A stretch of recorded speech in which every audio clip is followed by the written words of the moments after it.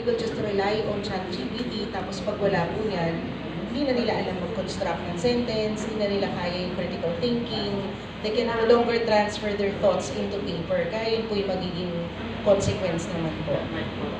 Though, pinopromote po siya sa seminars, yes po.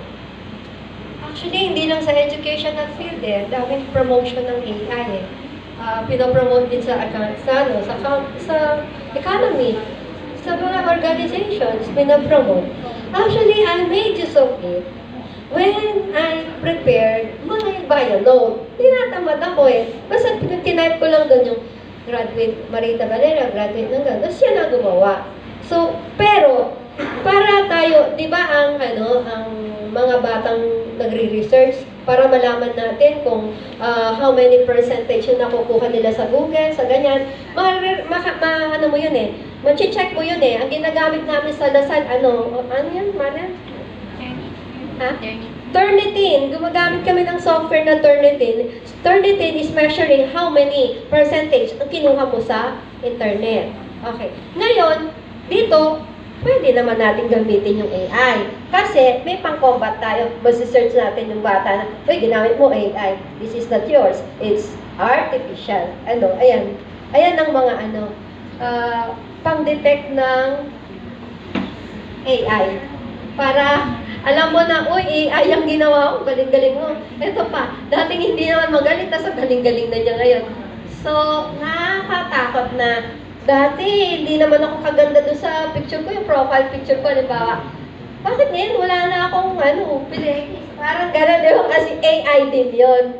Pwede maging bata, pwede kang dalan, pwede kang sexy, gano'n.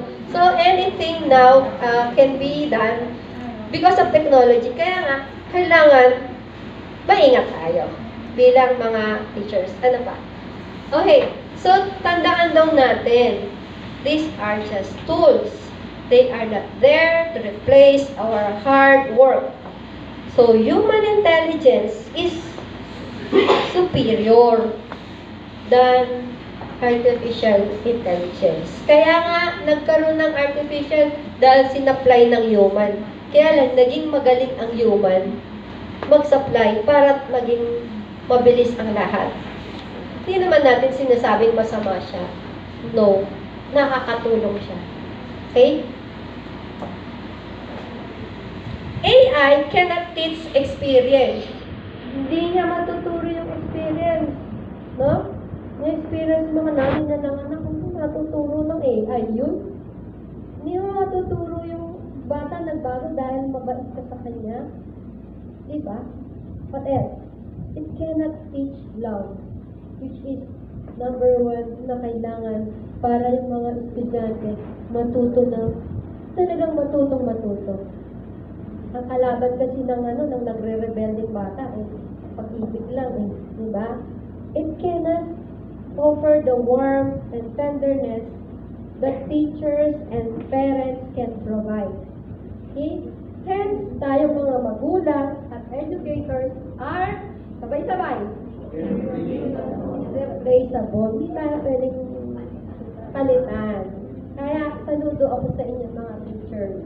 Ano ba yung susunod, Marian?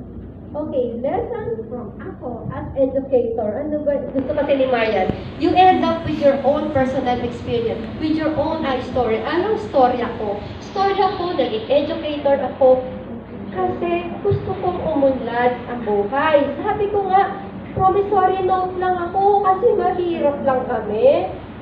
My father is a driver of SWA. Ngayon, DSWD. SWA is Social Welfare Administration. Ang nanay ko, pure na nag-alaga sa sarap magluto ni mother. Kapampangan, di ba? Ayun, nilalagaan kami. Nagtitinda siya ng kung ano. Nagtinitindahan pa nga niya si ating Ben ng balatong Alam niyo balatong? Kasi meron siyang tanim na balatong. Masipag. Pero,